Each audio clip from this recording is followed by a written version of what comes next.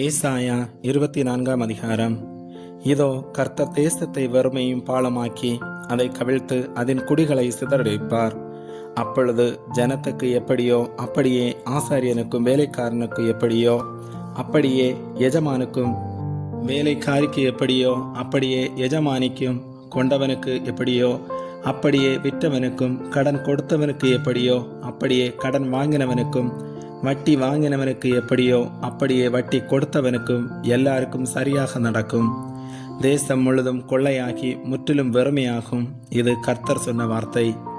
தேசம் புலம்பி வாடும், பூமி சத்துவமற்று உலர்ந்து போகும். தேசத்து ஜனத்திலே உயர்ந்தவர்கள் தவிப்பார்கள். தேசம் தன் குடிகளின் மூலமாய் தீட்டுப்பட்டது.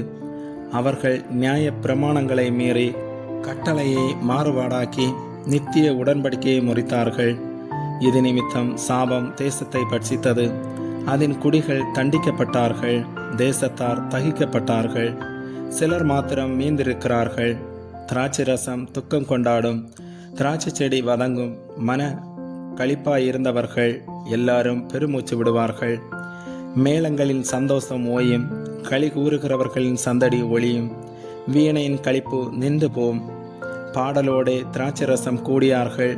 மதுபானம் அதை குடிக்கிறவர்களுக்கு கசக்கும். வறுமையாய்ப்போன நகரம் தகர்ந்து ஒருவரும் உள்ளே பிரவேசிக்க கூடாதபடி வீடுகளெல்லாம் அடைபட்டு கிடக்கும்.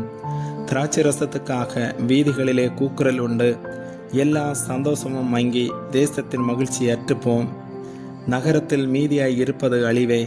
வாசல்கள் இடிக்கப்பட்டு பாழாய் கிடக்கும்.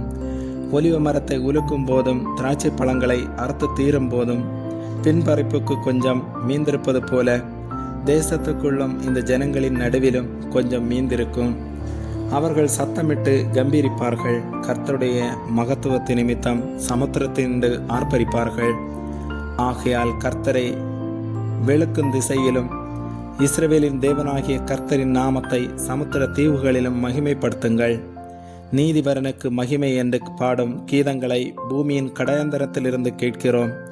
நானோ இளைத்து போனேன், எனக்கு ஐயோ! துரோகிகள் துரோகம் பண்ணுகிறார்கள், துரோகிகள் மிகுதியாய் துரோகம் பண்ணுகிறார்கள் என்கிறேன்.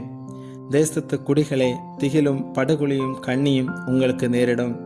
அப்பொழுது திகிலின் சத்தத்திற்கு விலகி ஓடுகிறவன் படுகுழியில் விழுவான். படுகுழியிலிருந்து ஏறுகிறவன் கண்ணியில் அகப்படுவான். உயர இருக்கும் மதகுகள் திறவுண்டு பூமியின் அஸ்திபாரங்கள் குலுங்கும். தேசம் நொறுங்கவே நொறுங்கும். தேசம் முறியவே முறியும். தேசம் அசையவே அசையும்.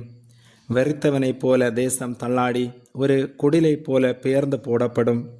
அதன் பாதகம் அதன் மேல் பாரமாயிருக்கையால் அது விழுந்து போம், இனி எழுந்திராது. அக்காலத்தில் கர்த்தர் உன்னதமான சேனையை உன்னதத்திலும் பூமியின் ராஜாக்களை பூமியிலும் விசாரிப்பார். அவர்கள் கெபியில் ஏகமாய் கட்டுண்டவர்களாக சேர்ந்து காவலில் அடைக்கப்பட்டு அநேக நாள் சென்ற பின்பு விசாரிக்கப்படுவார்கள். அப்பொழுது சேனைகளின் கர்த்தர் சீயோன் மலையிலும் எருசலேமிலும் ஆளுகை செய்வதால் சந்திரன் கலங்கும், சூரியன் நாணமடையும். அவருடைய மூப்பர்களுக்கு முன்பாக மகிமை உண்டாயிருக்கும். ஆமேன்.